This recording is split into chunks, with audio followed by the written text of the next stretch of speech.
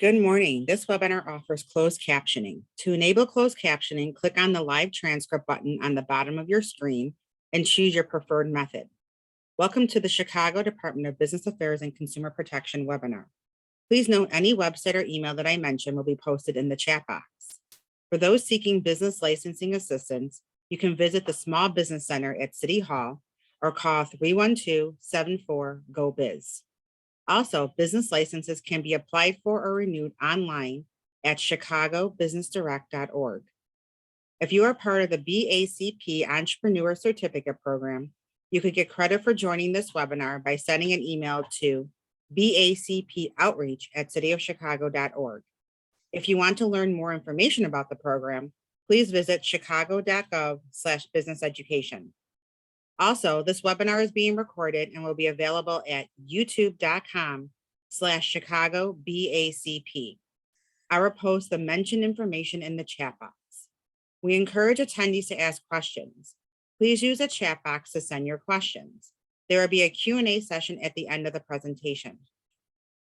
Please note that the views, information, and opinions expressed during this webinar are solely those of the presenters and do not necessarily represent the official policy or position of the Department of Business Affairs and Consumer Protection or the City of Chicago. Now I will turn it over to Andrew Fogaty, Executive Director of 36 Squared Business Incubator. Great. Thank you very much, Geraldine. I appreciate it. And thank you to BACP for inviting me to speak on this subject today. As Geraldine said, I'm with the 36 Squared Business Incubator. We're a nonprofit business development organization. And I'm happy to say we're part of the City of Chicago's NBDC, Neighborhood Business Development Center Network. We're also funded in part through the SBA's Community Funding Project and also by CIBC. You may also know me from my longtime affiliation with the state's SBDC network. So what does this mean? SBDC, NBDC, all of that type of thing. Myself and my colleagues across the city and the state, there's a number of different economic development agencies that you can take advantage of to grow your business. The best way to work with this, I would say, is if you're a manufacturer, contact your local NBDC, which is the City of Chicago Neighborhood Business Development Center. City of Chicago also has people known as LIRIs, Local Industrial Retention Initiative people. They're liaisons with City Hall, specifically focused on manufacturing. And of course, the State of Illinois Small Business Development Center Network. These are all professionals who will work with you at no charge. The way that it works best with myself and my clients is they'll contact me when they're making any changes. They're moving to a new property, they're expanding, they're hiring, they've got a new product, they want to get into Canada, into Mexico, they want government contracts. Because when I hear that, what I do is I reach out to some of my colleagues on the panel today who can facilitate that. That's they're expert in what they do in those areas. As an example, a few years ago, I had a client on the west side of Chicago. She was in a building that was industrial building. It was worth roughly $400,000. Then when Google moved into the area, prices skyrocketed. All of a sudden, the landlords decided to sell and he wanted 1.2. She didn't have $1.2 million. So what do? Well, the first thing I did is I put her together with some SBA lending programs. So this way, as you'll hear from our next presenter, Margaret Griffin, the SBA has a great number of loan programs that can make this type of thing feasible. We also managed to get her a Small Business Improvement Fund grant to do some improvements on the building. We also managed to get her what's known as a 6B. And I'm going to expand on that a little bit because I don't have anybody specifically speaking about it.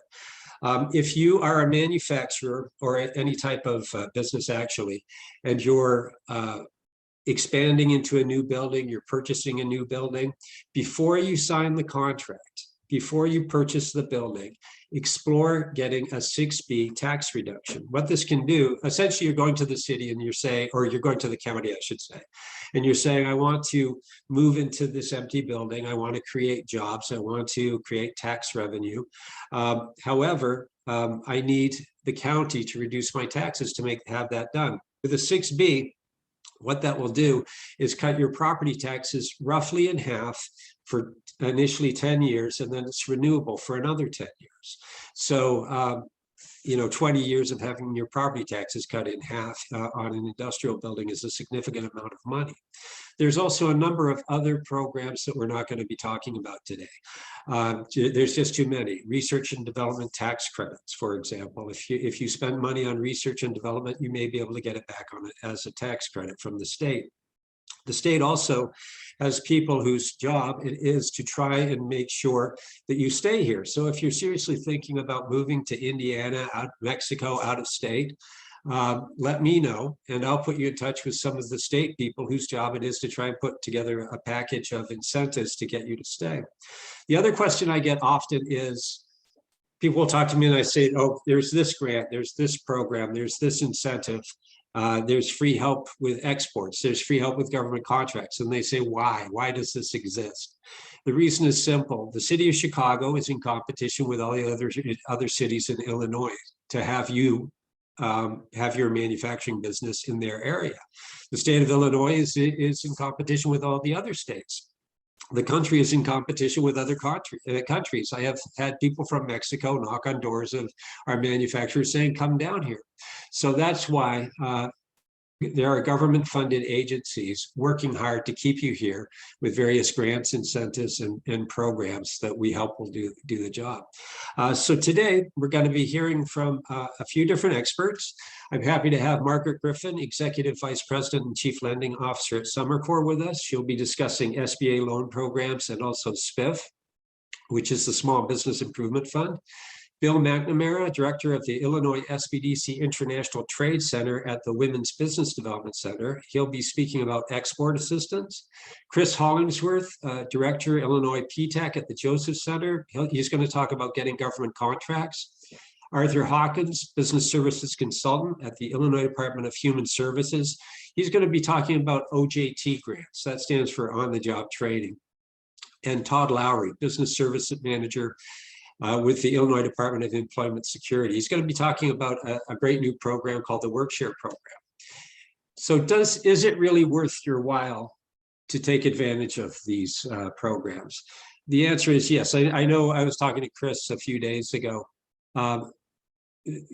Chris, do you mind unmuting yourself for a second? Just give me a rough idea, ballpark estimate of the dollar value of contracts you got for your clients last year.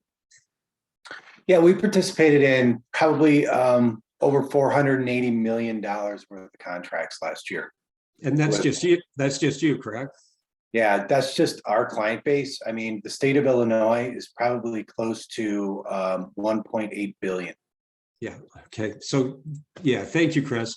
So you'll be hearing from Chris later, but these are big numbers. It's well worth, if you're a manufacturer in Illinois, it's well worth your time to reach out to experts like Chris and his colleagues. I believe there's about 9 other PTACs in the state. It's not just Chris, but they're good at what they do. So that being said, I'd like to turn it over to you, Margaret, if you could take over. And this is, again, Margaret Griffin, Executive Vice President and Chief Lending Officer at Summercore, and you'll be discussing SBA loan programs and the Small Business Improvement Fund.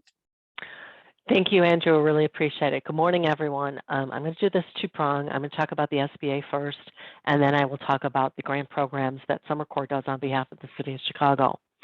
So as Andrew stated, I'm the Executive Vice President and Chief Lending Officer here at Summercore. Summercore is a certified development company that originates and services the SBA 504 programs on behalf of the United States Small Business Administration.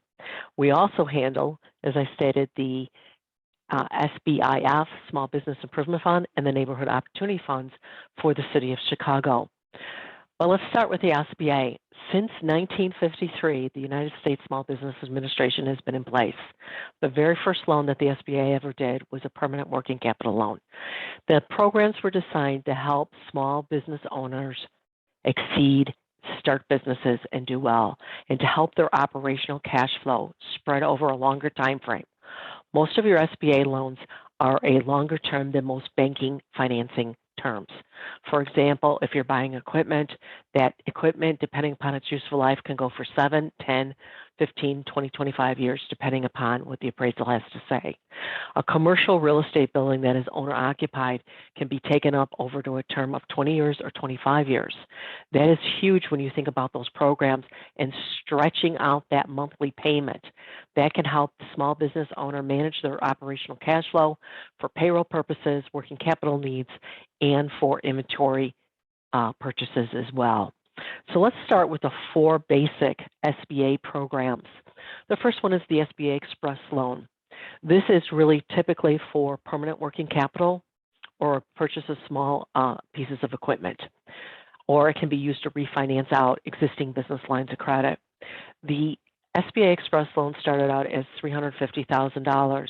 During the pandemic, the SBA took that program up to a full $1 million because they knew that the SBA could help our small business owners in addition to the PPP loans that were becoming out.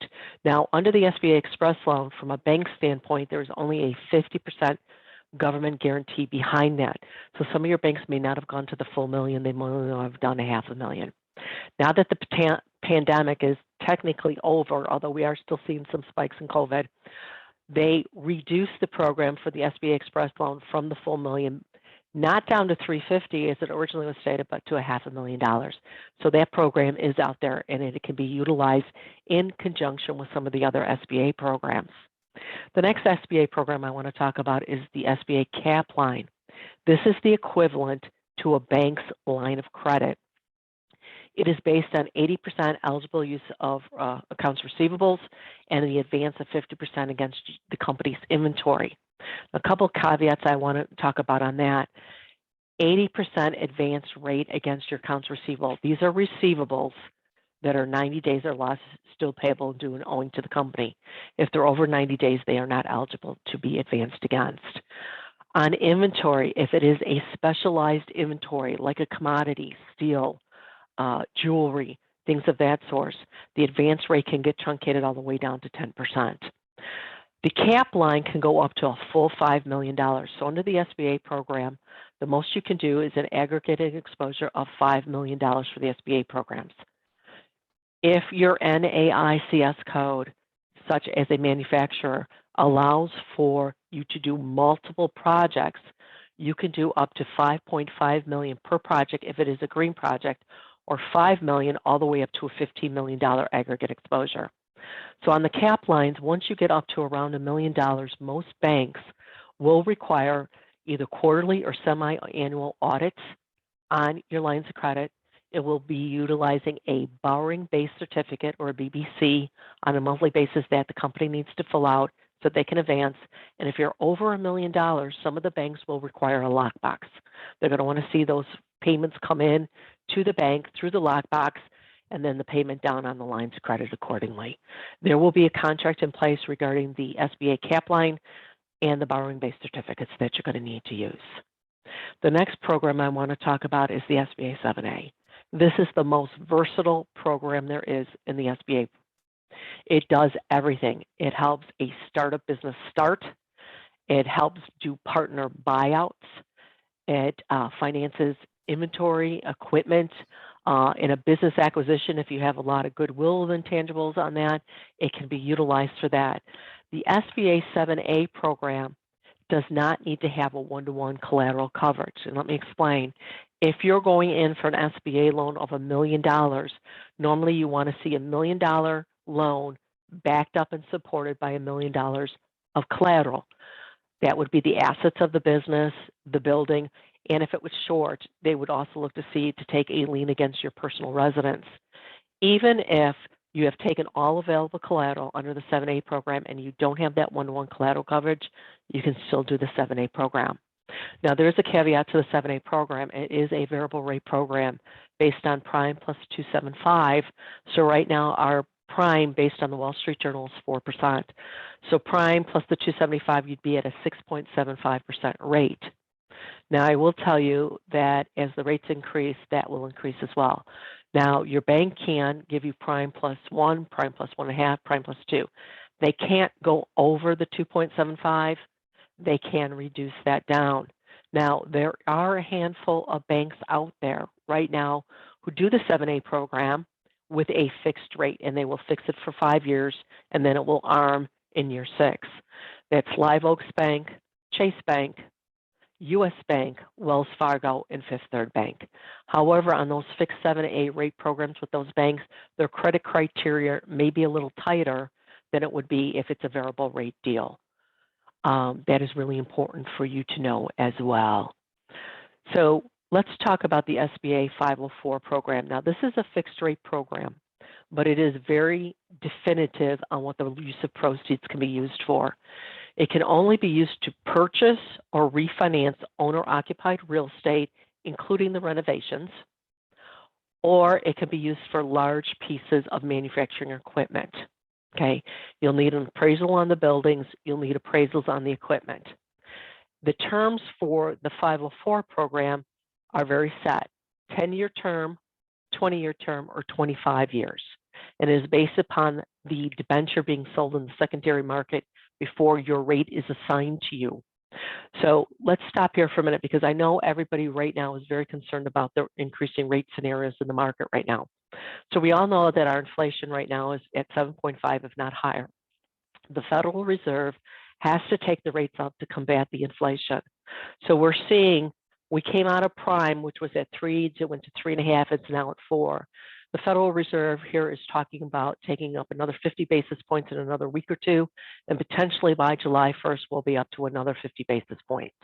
That means prime could be at 5% by July 1st. If you can lock in to a fixed rate program like the 504 on your commercial real estate, or if you're doing a business acquisition or taking a partner buyout, see if you can work with a bank that does the fixed 7A loans. That will help you long-term, because you are locking into that rate to help you navigate the fluctuating rate scenarios that we have going on right now in the current economy. Okay, so I know I've given you a lot of information about the SBA programs. The best thing about those 4 programs I talked to you about, they can all be layered on top of each other. So for example, if you have a business acquisition that has a building, you can take the financing of the building as the SBA 504, and then the rest of the business acquisition can be done as a 7A. If you have a 7A program that you want to do and you want a line of credit, you can put the cap line on top of that, or you need some additional permanent working capital, you can put the express program on top of it. Or for the example, the same thing with the 504. When you purchase that building or those large pieces of equipment, if you need permanent working capital and we're working in tangent with the bank on the 504 program, then you can put a cap line or the express loan on top of it.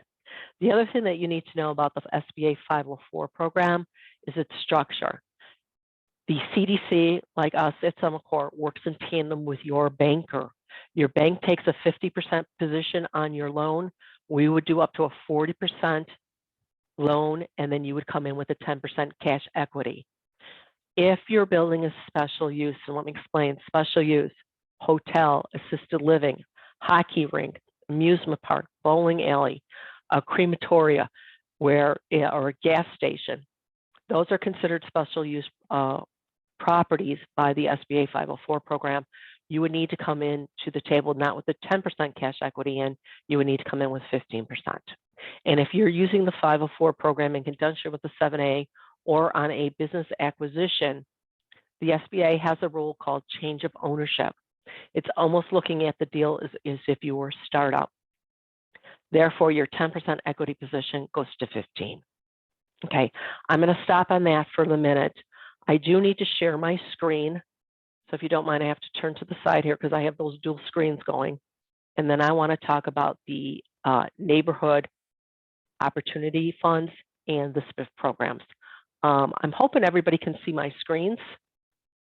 And if you don't mind, I'm going to turn off my camera here in a second so that you can see. So I'm going to go ahead and start the slideshow. Okay, can everybody see the screen? Yeah, we can see it. Perfect. So let's go to this.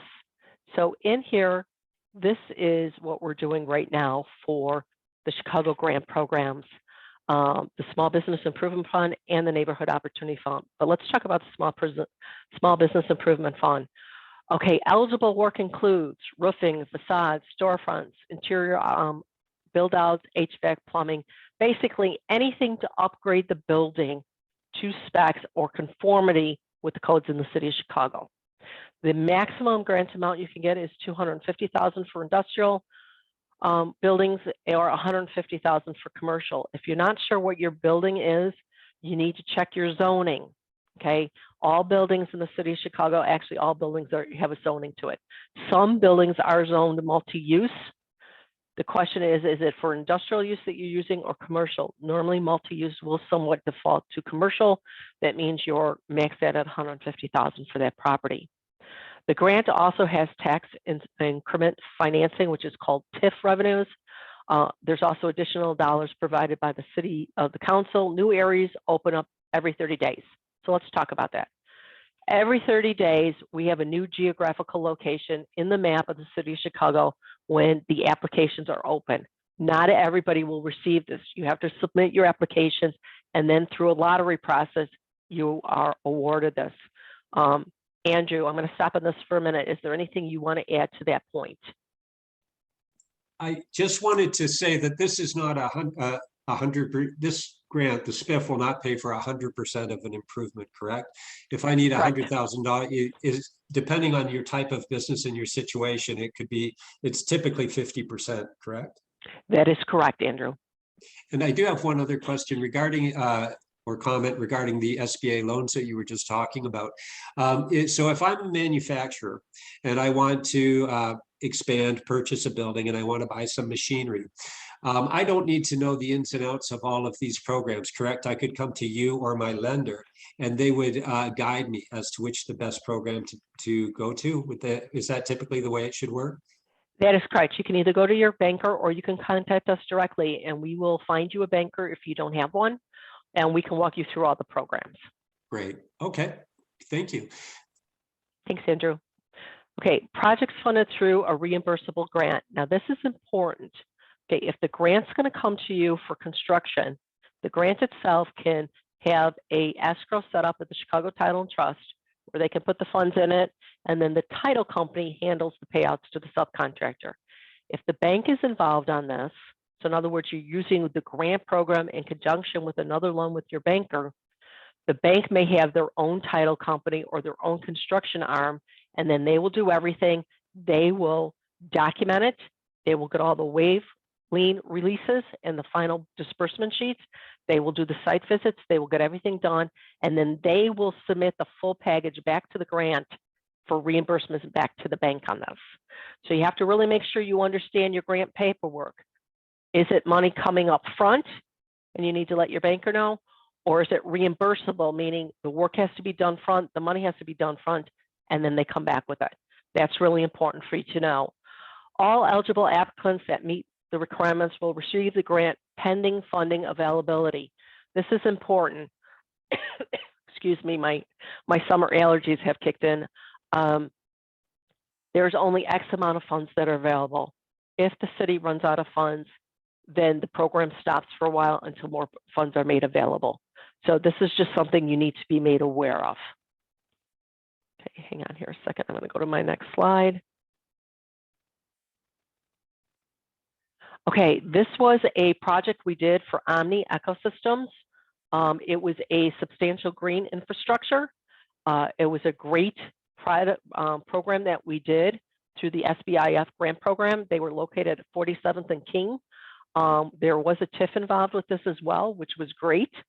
So this was just an example of how some of this works. In my program here that I'm showing you, there are some examples. Here's the before, here is the after. It was really well done. Look how you took the shell of the building and you just built out to what you needed. We talked about this a little bit before on some of this. This is now the Neighborhood Opportunity Fund. Okay, again, this could be used for similar uses like the SBIF. Okay, roofing, facades, interior, HVAC, plumbing, electrical, other mechanical upgrades. You want to bring your building up to code. This is really important that this money is available to you. The maximum amount on this is $250,000. However, it has to be owner-occupied commercial property. Industrial property is not eligible under the NOF program. It's geographically, it is limited to the south, southwest, and south side suburbs. So the map on this is more definitive than the SBIF program.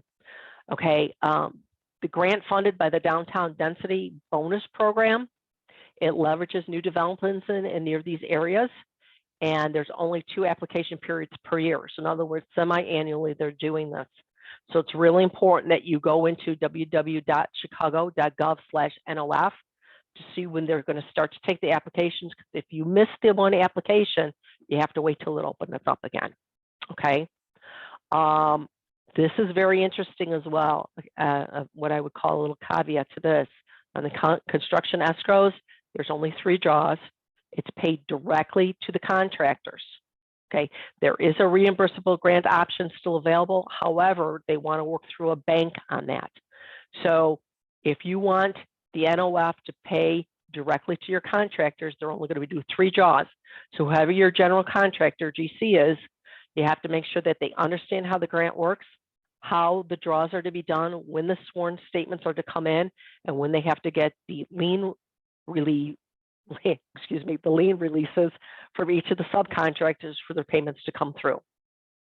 Okay, it's a very competitive grant process. The applications are judged on the neighborhood impact and the readiness to award the funding. It's very important that there's going to be a job creation as well, because we want to make sure that in these areas we are creating jobs and viability. Okay, that is so very important. The Ivory Dental Specialist, this was a great project that was done on the south side of Chicago.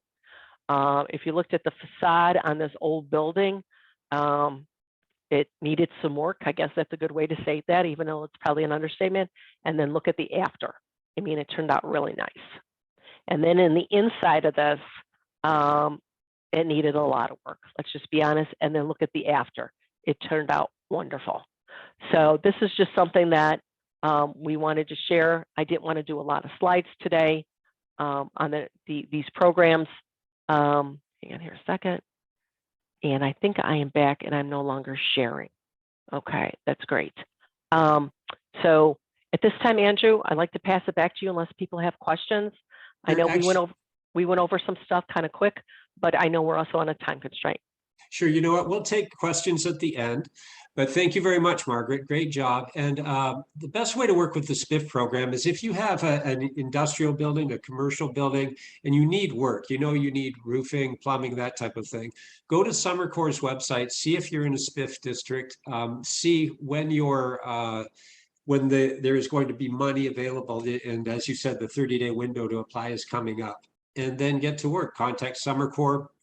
Contact your local NBDC, your Leary guy, for assistance in pushing it through.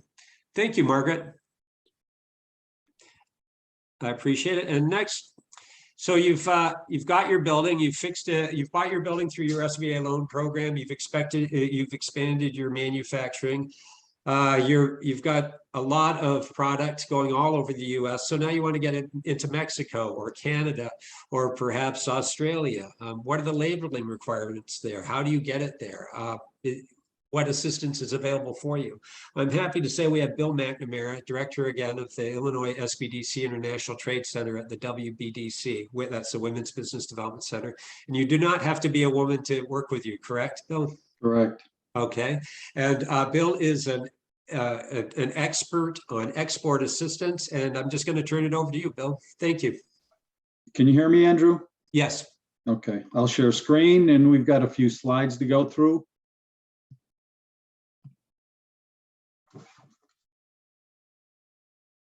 Great, we can see it. It looks good. Now we just got to be able to advance them. Hold on. And we cannot. Sorry, let's hold for a minute.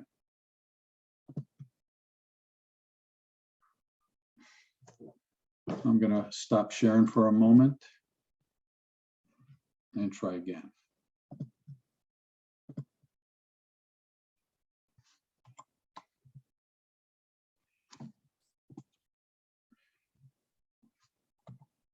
No, sorry.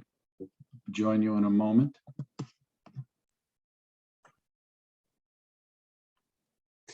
Okay, while you're getting that set up, I think one of the state of Illinois actually has people on the ground in a number of different countries that work with Bill to assist you in getting your product into, as I said, Canada or Mexico.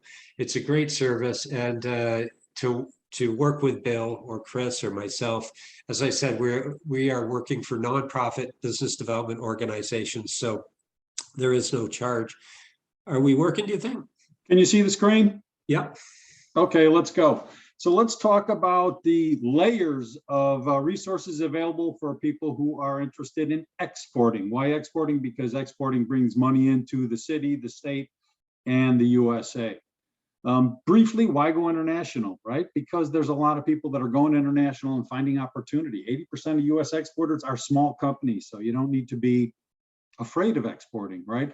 60% of small companies export more than 20% of their sales. US Department of Commerce reports that exports are more profitable. Exporting companies are more profitable than those that don't. And there's reasons for that we can get into. Illinois is the largest exporting state in the Midwest.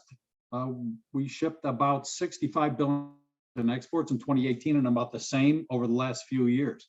Of that, small, medium-sized companies ship about 23%. So again, you're a small company, exporting is not for big companies alone. With e-commerce and better logistics, that's another reason that exporting is growing in terms of what small companies do. And of course, the world likes US products, right? Because they're perceived as being high quality and innovative with great customer service. So if you're a US brand, you've got credibility overseas. So why is it good to export? It answers a simple question. How will I grow my business?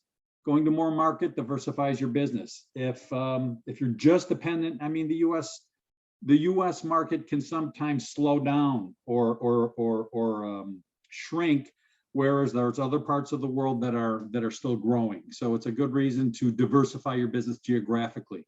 Exporting adds to your production, building towards scale, and lowers your unit cost, which helps you crush your whole business.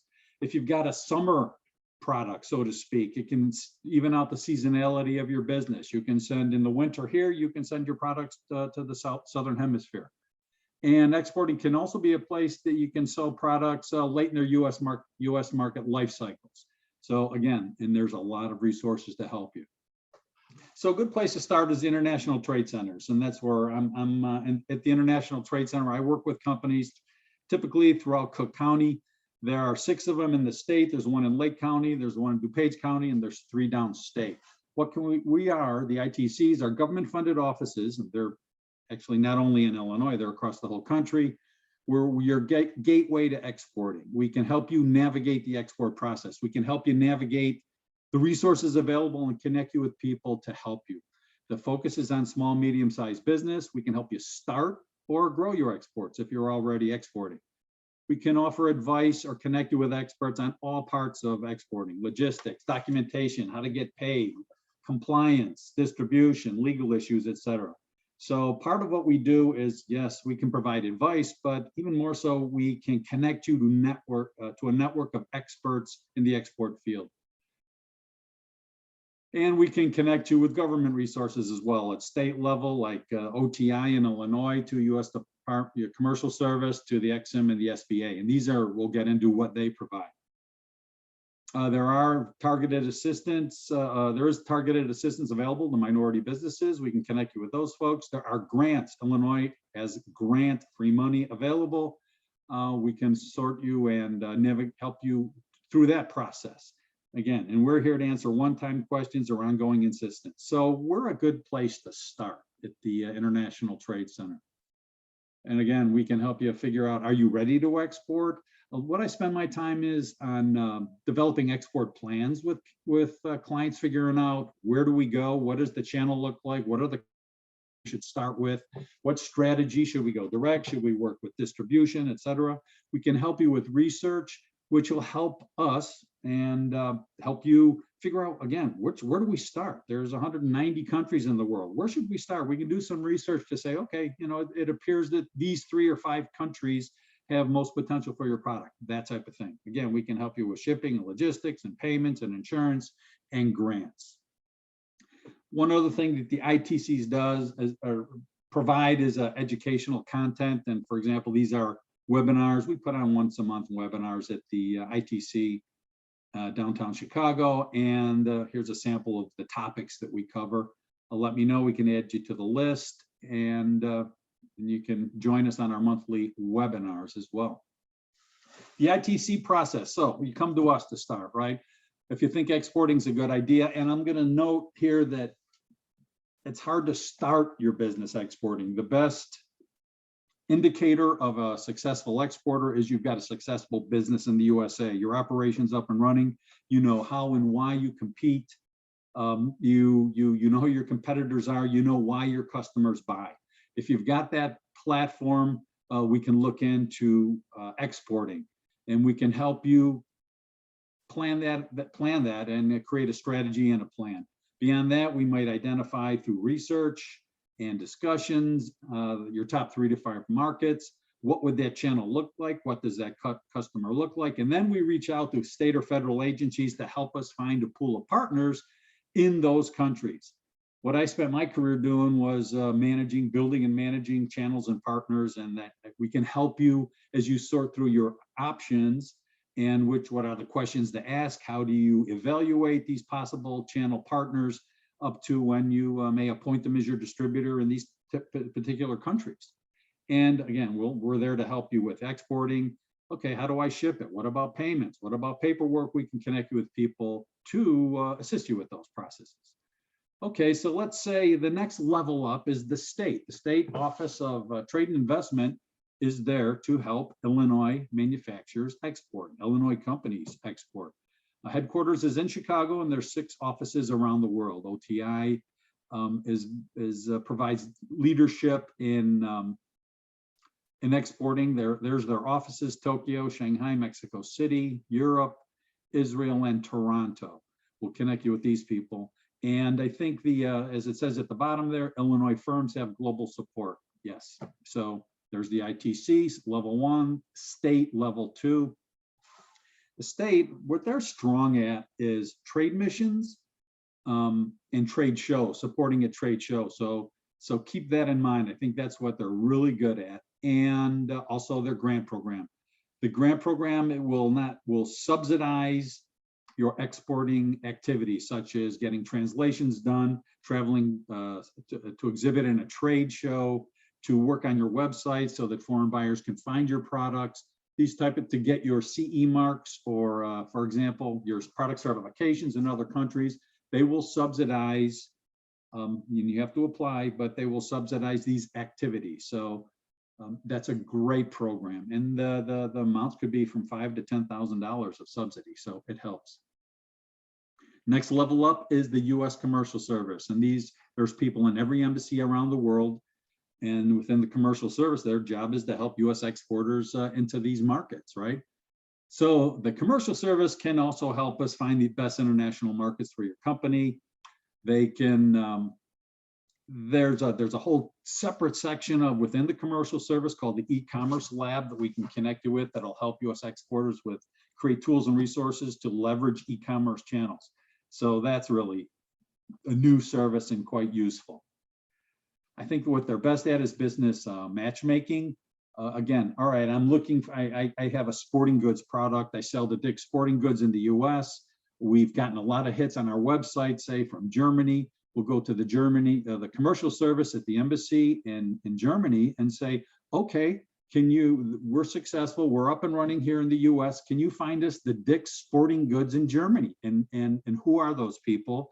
And can you provide an introduction? And these are the type of things that the Commercial Service can do.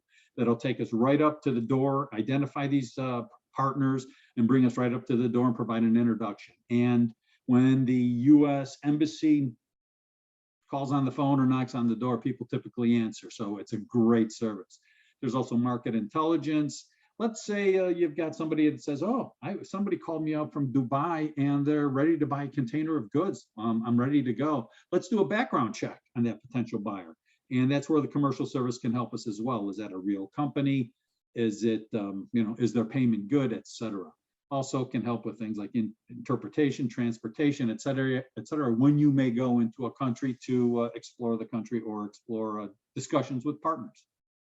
All right, we move on to the SBA. SBA does have several different programs to help small business exporters. I'm not going to get into the detail what these are, but there's express loans, working capital loans, and trade loans, right? And the thing is about these and other services, they're really geared and getting not necessarily to start your business.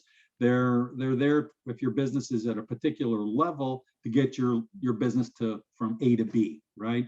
That you're already up and running, and these grants or loans are there to help you get to the next level. That's what's available. The Ex-Im Bank is another government resource that's out there. The Ex-Im Bank does a lot of different things. They're the official export credit agency of the U.S., and their job is to maintain and create U.S. jobs by supporting U.S. exports. Now, and there's different programs at Ex-Im, but the best thing they do is credit insurance. And what credit insurance is okay, we're growing our business, and we've got distributors in 10 different countries all over the world. And it's cash up front, or the terms that I'm offering those 10 different distributors around the world, or 20 or 30 different distributors around the world. What happened if you offered credit to those distributors? And let's say if your competitors are offering credit to those distributors. If you're able to offer net 60 or net 90, your business is probably going to grow. Okay, but there's a risk there. That's where the Ex-Im comes in with programs that'll provide credit insurance that can cover up to 95% of the risk involved in offering open account to international distributors or customers. So that's a great program. There's an office in Chicago, people that are very knowledgeable and it can be quite helpful to you. Again, utilize us at the ITC to connect you with the appropriate people. So I'll just give you a summary. Again, layers of resources. At the ITC, we can help you with as a place to start to help you navigate the system, talk about your strategy, the structure of your international business, help you create a plan. The Illinois people are available. They're really good at trade shows and missions and grants. Department of Commerce can help you with, among other things, partner search. SBA has loans, and Ex-Im has help in getting paid with credit insurance. So that's it. That's where I'm at. I'm located downtown. My info will be available, but we can help you on your export journey. So don't hesitate to reach out and we can talk about it anytime. That's great, Bill. And there's quick and to the point. Thanks. Yeah, that's great, Bill. Thank you very much. That's a lot of information. By the way, this presentation will be on YouTube. BACP will put it on YouTube probably within the next week or so. Bill, I know you talked about a lot of products, but you can also assist if somebody has software they want to license overseas, correct? Yeah, I mean, it's just connecting people with the right resource to help with that. Great. And if somebody is unsure whether they're ready or not to export, you can also advise them on that, correct? That's what that's what the international trade centers do. Are you export ready? What do you need to do to get export ready? Great. Okay. Well, thank you very much, Bill. I appreciate it. Well done. Thanks. So you've expanded, you've bought your building, you've got your SBA funding, you're exporting overseas. Perhaps now it would be a good time to look at government contracting. The US government buys a lot of stuff, and it's not a terribly easy process, in my opinion, to get started with those contracts. But once you do, they can be, the US government does not clip coupons. Once you've proven that you can deliver, they can be a very good client for you. And for that, I'd like to turn it over to Chris Hollingsworth, Director of the Illinois Procurement Technical Assistance Center at the Joseph Center. Chris? Thanks, Andrew. Yeah, I really appreciate that. Good morning, everyone. As Andrew said, my name is Chris Hollingsworth. I'm the Director of Procurement Technical Assistance Center at the Joseph Center. And if you're not familiar with that program, it is a grant-funded economic development national program, cooperative funding through the Defense Logistics Agency, and here in the state of Illinois, the Illinois Department of Commerce and Economic Opportunity.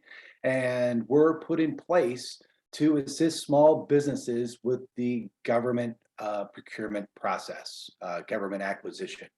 So we help businesses to make sales to the federal government and local and municipal governments as well. So I really kind of wanted to take that time to kind of go over individually of what our services or the different types of services that we actually provide. Because it's very broad, and a lot of times doing business with governments can be a little bit difficult, can be a little bit of red tape. So how do we help these businesses? Well, first of all, we provide workshops and seminars on certain different topics, government contracting 101, understand how to target certain agencies, social economic certifications. So we provide a lot of different workshops and webinars. Well, currently they're mostly virtual webinars at this time. But we also conduct one-on-one counseling. This is either by phone or Zoom. Pre-pandemic, especially with our manufacturing base, most of the time I would actually travel to the company on site just so I can be, familiar with their manufacturing process and the products that they're manufacturing. We also determine your suitability for government contracting, right? So is the government buying what you're selling or what you're making? And then we can actually target different types of agencies that are purchasing those products. So there's a lot of different market research that goes into this. We can also do market research on your competitor base to see if they're selling into the federal government space or even local markets. So if they are selling at a substantial rate and they're doing really well, we put a strategy or a plan together to actually combat that and try to steal a piece of their pie. We assist with registrations. A lot of the federal government has SAM, local governments have local registrations. So we assist with those vendor registration processes. Also too, on the federal side, small business certifications, as we talked about, the social economic certifications on a federal level, 8A certification, Hub Zone, women-owned small business, and veteran certifications. We also assist with the application processes on the local social economic certification. So that would be minority business enterprise, women business enterprise, persons with disabilities, and the local veteran certifications as well. One of a great valuable tool that we have here in the state of Illinois in our PTAC program is a solicitation finder. So government agencies in most cases post RFPs, RFQs, or public solicitations soliciting acquisition. So we actually have a solicitation finder that we provide our clients for free. We actually assist with, once you find that solicitation or that request for proposal or request for quote, we assist with that proposal process. All right, so making you understand, what's required in the eligibility and the criteria that you need to provide the government to make sure that you're a responsible and responsive bidder. Doing business with the General Services Administration. So this can be a little bit different. It's a different contracting process, and we assist with that proposal process as well. Also too, doing business with the Department of Defense. It can be a little bit different than dealing with other agencies within the federal government. And so understanding that process as well. Post-award processes, I want a contract. What do I do now? It seems simple, but there can be different scenarios on different stages or different steps that you need to complete before you can either sell that product or start that service. Rules and regulations of contracting. So with FAR, the Federal Acquisition Regulations, understanding the rules and regulations of acquisition with the federal government is a priority. Different types of accounting practices. A lot of times we're working with manufacturers on, I'm working this proposal, but the product has to ship a certain way. It has to be packaged a certain way. So we assist with that process as well. And also too, doesn't happen that much with manufacturers, but we help with teaming arrangements and joint ventures and mentor protege programs and subcontracting opportunities. One of the things I kind of just wanted to finish up with is we kind of talked about all of our services, and what I try to do is kind of paint a picture, right? Or give it an example of a client I assisted. So I have a client that's a luminescent tape manufacturer, and they also manufacture non-slip or non-skid tape, something that you might see on stairs or things like that. So the Defense Logistics Agency had a request for an alternate product to the current one that they're already buying from a large tape manufacturer. And this was luminescent tape. It was just one SKU, and they were just looking for the same quality product at a reduced price. And so I had been working with this client for a smaller period of time, and we we're just kind of putting together a strategy to kind of expand our government space. And because they had the local registrations, but they were very proactive in their government target. And so we found this opportunity with this SKU that they actually had, and we had to put together an alternate source request for that individual product. And so once it was viewed and it was determined that the product was of quality and a negotiated price was determined, 55% of that gross sales volume was now guaranteed to my small business client. So the annual volume estimate that the large business per that only SKU was estimated at $12 million a year. So they were guaranteed in excess of $6 million. Now the numbers were a little kind of off a little bit, but currently, so this was like 5 or 6 years ago. So currently on that only SKU, their annual volume is between $1 and $3 million per that SKU. Now we've developed other SKUs and actually gone into the non-skid tape and everything, but for that one piece of, or that one roll of luminescent tape is now, valued at almost $3 million per year. So these are the types of services that we actually are passionate about to help our clients with. Now, we have our office is located in Forest Park, Illinois. We have 5 other offices within the Chicagoland area, and then 3 others throughout the state, or 4 others. I think it's 9 total now. So what I do is I recommend that you Google Illinois PTAC locator if you're interested in getting into government contracting and getting an appointment with a local PTAC, because you can actually find the one that's closest to you. Okay, so I hope you enjoyed this, and our services are for free. We always forget to mention that. We get a lot of calls and we talk about the benefits that we offer, and at the end of the conversation, and we're just basically saying no charge. So it's something that companies should really take advantage of, because there's really true value there. That's great, Chris. Thank you very much. Would you agree that for government procurement, government contracting, it's not really appropriate for a startup, correct? You have to have a little bit of traction. Yeah, you should. I mean, you should. The business. Well, first of all, we are only allowed to counsel established businesses, whether you're an established LLC or corporation or even sole proprietor.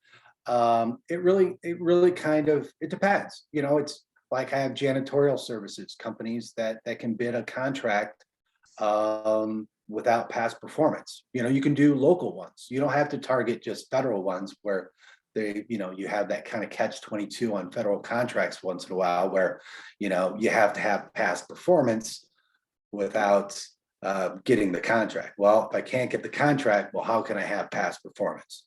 So there's other venues, or there's other agencies that we can target. So it really kind of depends. It's kind of it's a one-on-one kind of thing. And just real quick, can you touch briefly on what SAM is?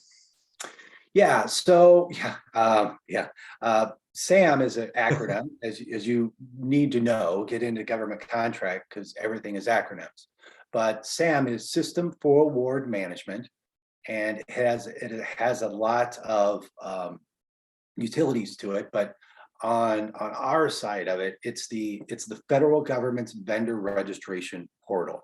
So if you're an organization that wants to do business with the federal government, one of the initial steps is to become a registered vendor. And this web portal is that vendor registration. So you must be registered with SAM to get any type of federal contracts, and I believe also state contracts, correct? Not state contracts, but state grants, right? Grants. So, right. So state contracts, they have their own vendor registration portal. But if you are applying for a lot of grants where there's federal dollar flow downs, they're going to mandate that you are registered with SAM and have a cage code, which is kind of like your vendor ID number. Perfect. Thank you very much, Chris. I really appreciate it. Again, you can find your local PTAC by going to Google, put in PTAC plus your zip code, and I think Illinois PTAC plus your zip code, and I think it should pop up. And Chris will be sticking around as with our other guests for questions. So you've got your manufacturing set up, you've got your contracts overseas, and you've got your contracts with the government. You're ready to go, but you do need some employees. Employees, as you've heard on the news, it's getting harder and harder to find qualified employees now. So next, I'd like to ask Arthur Hawkins, Business Services Consultant with the Illinois Department of Human Services, Division of Rehabilitative Services, about the OJT, which is an on-the-job training program. And I've actually worked a lot with this program with my manufacturers. It's a great program to get you good employees and to essentially give you some funding to pay them to train on the job. Arthur, can you unmute and jump in? Well, sure. And thank you, Andrew, for inviting me to this event. I am very optimistic that this is going to be fruitful and lead to future collaboration. I'd just like to introduce myself. My name is Arthur Hawkins, Business Services Consultant with the Division of Rehab Services, Workforce Development Unit. So in workforce development, we are the agency liaison between the business community. We work with employers to refer qualified candidates who have disabilities. So these are individuals. Our staff are trained experts in dealing with the whole spectrum of disability and facilitate their vocational rehab so that they can re-enter the workforce. So generally, when employers notify us of their workforce needs, we work with our staff to fulfill those workforce needs by matching employers with the best candidates. Now, one of our core employer incentives is on-the-job training program, which will subsidize up to 50% of a new employee's wages. The program length is 1 to 6 months. And so in short, the employer commits to hire, train, and retain the employee, and the state agrees to subsidize a portion of the cost to train the employee to a competitive level. And I just want to speak to one example of a person who completed their OJT recently with a Chicago manufacturer. And while the business was, you could say this individual was on the margins. They had a credential, but didn't quite have the experience, or maybe an individual might have some experience, high mechanical aptitude, but just doesn't have the industry credentials and certification. At that time, we would work together to create an employment plan. It would generally align with the employer's standard procedure for onboarding, hiring, training, and evaluations. So at that point, then we would negotiate the benefit amount to the employer, and it would generally follow a time frame that aligns with the employer's regular onboarding process. So this would generally be the time that it takes to obtain an industry recognized credential, or could possibly be as part of their regular 90-day probationary period. However, just keep in mind that for our metrics, what we consider a success story is when the individual remains employed for 90 days after the completion of the OJT. The second employer incentive is our work opportunity tax credit. It's administered by the Employment and Training Administration under the Department of Labor. And that is a tax credit for employers who hire individuals from groups facing barriers to employment. So historically, it's been applied for veteran candidates, but vocational rehab referrals and the long-term unemployed and other groups that face barriers to employment are also eligible for the tax credit. So the average tax credit for a full-time employee is $2,400, and for a part-time employee is $1,200. And so if you multiply this by multiple employees hired, that could be real savings for your business. An employer has 28 days to certify that a new hire is a member of a qualifying group. So if you'd like more information and would like to be connected with great candidates, I will be sharing my contact information in the chat. Great. Thank you, Arthur. Now with OJT, is there a dollar limit on how much an employer can get back? I believe it used to be 10,000. Is that correct? Correct. So the funds per year are not to exceed $10,000. Okay, and if I'm an employer, and let's say I have a silkscreen company, industrial silkscreen company, and I'm interviewing people and I run across somebody with a disability. Can I contact you about getting them into the program, or do you have to refer the client to me? So we do accept reverse referrals. So Andrew, are you referring to when an employer meets with a candidate who has a disability and they might need some advising? I've just put an ad out on Indeed. I find a candidate looking for employment and they happen to have a disability. Then I can refer them to you to try reverse refer, as you said, to try and get them into the program, correct? That is correct. And actually, at that time, I'll also provide the online referral form. So this would be the first step. So if an employer does meet with a prospective candidate with a disability and they need some advising or counsel, they're welcome to submit the online referral form and they'll be matched with a counselor. Great. And then once we've decided that you've referred somebody to me and I've decided to put that person on board, it's my understanding that you and I would talk about the training, because you may or may not know about silkscreen companies, how long it is going to take them. Do they need to be trained on our CRM, our software system, our safety procedures, right? So it's not a set, you get this dollar amount for this type of job, right? It's a conversation between you and the employer as to how long the training is going to be and whether that'll go up to the full 10,000. Is that correct? Exactly. And so that negotiation would take place between the employer, the candidate, myself, and the counselor. So the counselor is the primary person who advocates for the individual, and because they are the experts on disability. And so we would sit down together and negotiate a pay schedule and also a time frames where the candidate would have to meet benchmarks and show mastery of certain tasks required of the position.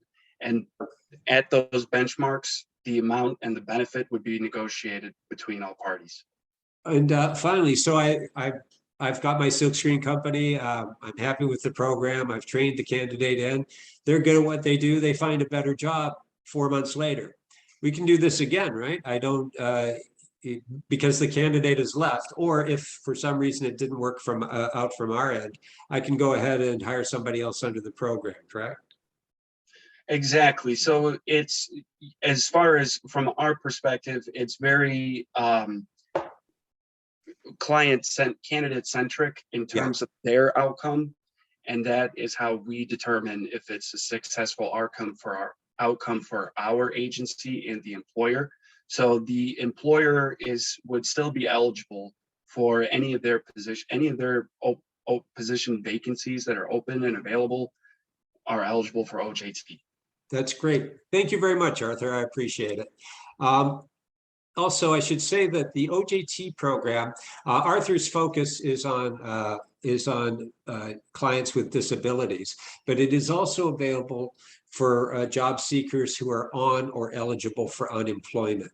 So if it's a different agency, and if you are interviewing somebody who is on or eligible for unemployment and you want to explore whether or not you could get them into the OJT program, reach out to me. Again, I believe that our contact information is going to be in the chat there. The website for 36 Squared, by the way, is 36business.org. You're also welcome to reach out to me there, but it is a great program, the OJT program, and I have recommended and seen it successfully used for hundreds of employees over the years. And at $10,000 up to $10,000 per employee, if you're a manufacturer, that can be a significant amount of money coming in over the year. So we have one final guest, that's Todd Lowry, Business Services Manager of the Illinois Department of Employment Security.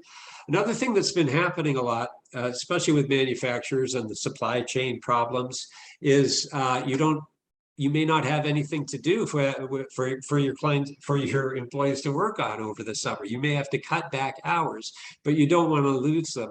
I understand, Todd, that there's a work share program that's going to address that. Is that correct? You're absolutely correct, Andrew, and that's what I'd like to speak about today. So, first of all, I want to thank you, Andrew, for the invitation. This has been a very enlightening experience for me because our day-to-day, year-over-year work is to connect employers with the benefits of working with the government. So, a lot of what we do, I heard, Arthur speak earlier about the tax credit program. We administer that program here for the federal government.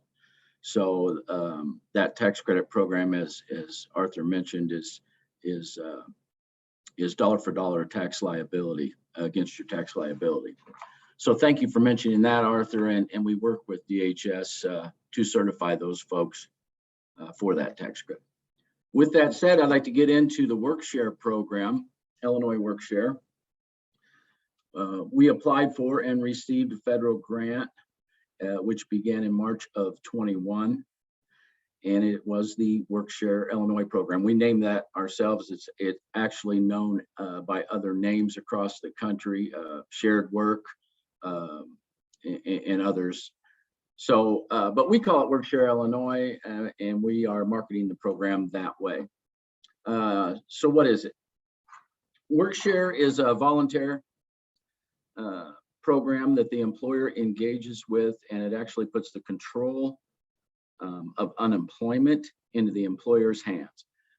So if they're facing a decline in business, you may have a supply chain issue that reduces the amount of hours your employees can work. To avoid a layoff situation and lose those trained employees. And we all know how valuable employees are at this point in time, with everyone struggling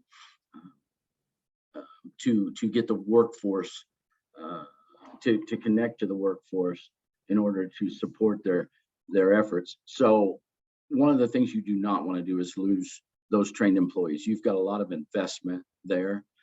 And so what the WorkShare program does is provide you an alternative to that layoff situation and helps avert the layoff. The WorkShare program will allow you to reduce the hours of the employee. So you could either anywhere from 20 to 60%, and they would get, and your employees would still get paid an unemployment benefit. The difference is the employer engages in the plan. The employer controls the plan, who is on it, what employees receive it, and that's done. You do have to, if you identify a unit, a working unit of employees, it would have to be the same for all employees. So 20 to 60%. So if you wanted to work them one day a week for a couple of weeks to catch up on supplies that need to come in, that would be a situation where you would engage with WorkShare and put a plan in place. you receive a corresponding percentage of unemployment benefits during the period of temporary reduction to offset the reduction in earnings. That is the employee. The employer maintains a trained workforce, as I mentioned, and you avoid those turnover costs. You minimize significant increases to your unemployment insurance costs as well. Through the website that we have set up, which is the e-services website, you can easily apply and manage your work-share plan. As a matter of fact, I put in the chat my contact information for this program, and I wanted to mention it now because there's a phone number there that connects you directly to a representative for our agency that specializes in the work-share program. They also do trade and other programs. And right at this very moment, we're not as busy with the work-share program as, say, we would be in a downturn, or had we had the program, and I'm going to apologize for the agency on this one, had we had the program during the pandemic, it surely would have made a huge difference for those folks that could maintain a minimum workforce or a minimum amount of hours and avoid these layoffs, and then try and find those employees or bring them back when they've gone on to find other jobs.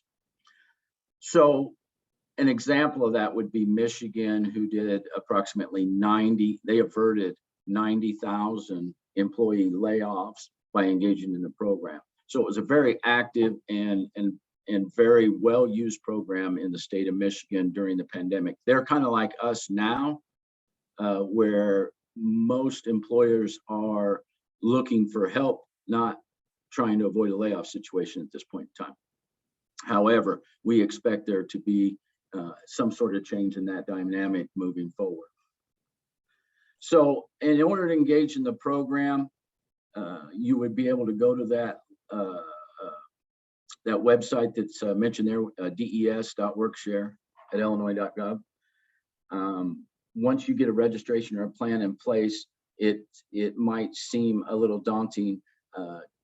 Feel free to use that phone number and call and contact us. You will be directly contacted by us should you seek that. So I wanted to mention all that.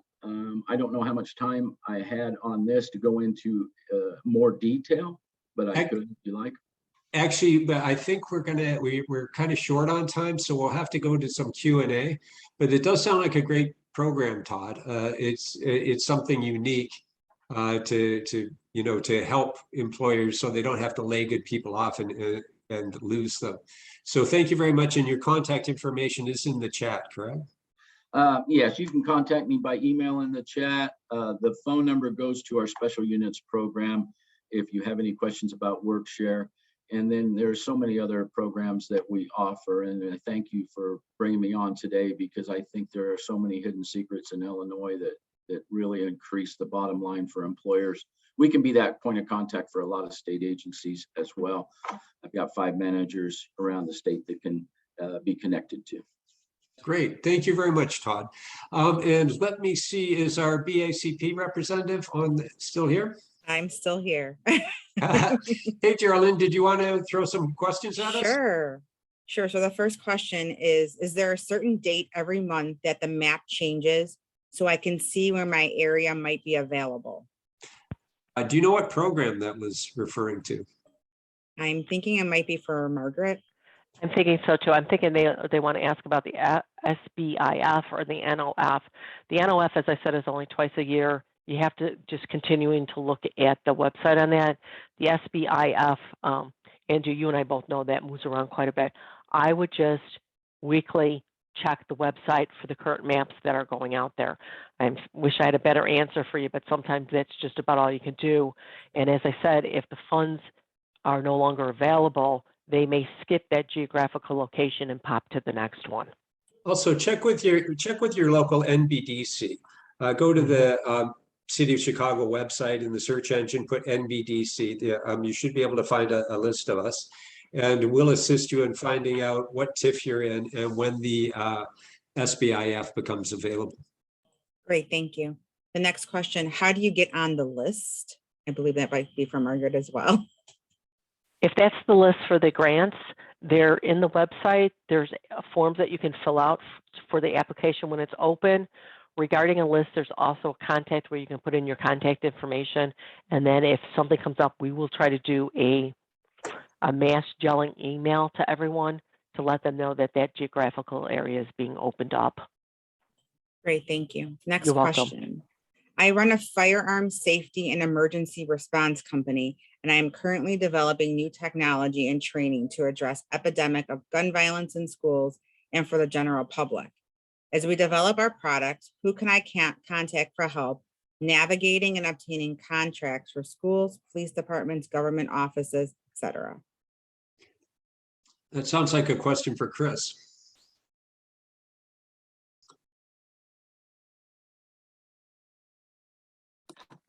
What was that again? I'm sorry.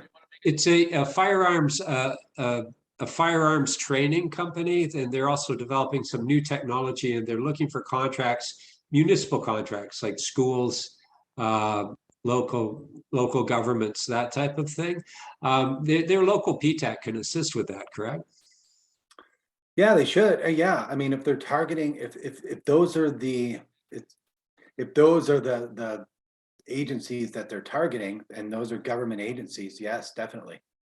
Okay, and so yeah, I would recommend that this entrepreneur go to Google and put in PTAC, Illinois PTAC, plus your zip code, and that's going to show which one will be closest to you. You will, and once again, they should be able to assist you in making those contacts to get your product into those areas. Next, any other questions there, Geraldine?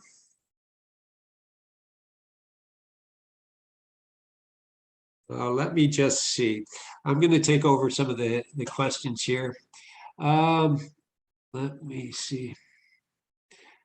I'm a new contractor looking for a startup loan. How do I qualify? Okay, startup loans are always, I'll take that. Startup loans are always a bit difficult to get going with.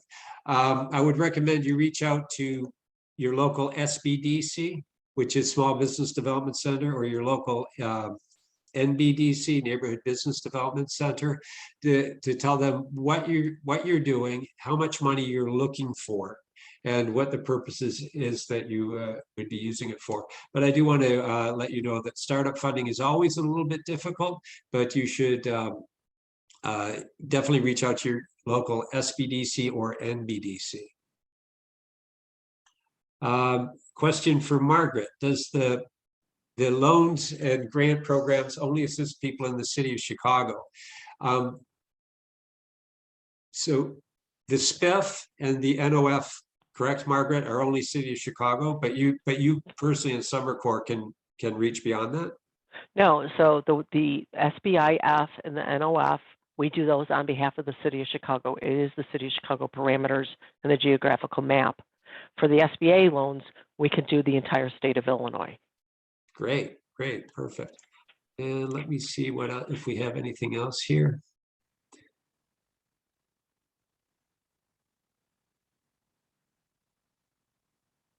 I've got a lot of thank yous, so thank you for that. And I think that is just about it. Okay, so once again, I want to thank you to all of our panelists today for participating. I really appreciate it. I want to thank, at one point we had more than 60 participants here. Thank you for thank you for attending. This presentation is going to be taped and presented on YouTube through the BACP channel. And I just see there's one other thing. I hear about programs where the city of Chicago has opportunities for individuals to purchase business for $1. I'm not familiar for that. There is occasionally some properties available for very cheap, and unfortunately I don't know the City of Chicago website to go for that. I do know that there's inexpensive property available on the Cook County Land Bank, and that would be my recommendation that you check there. Again, so I believe our BACP outreach person has been called away. I'm getting a text here. So I'm going to close it up here. Thank you again to all of our panelists. If anybody wants to reach out to me, our website is 36business.org. And I hope you found this information helpful. Bye-bye, everybody.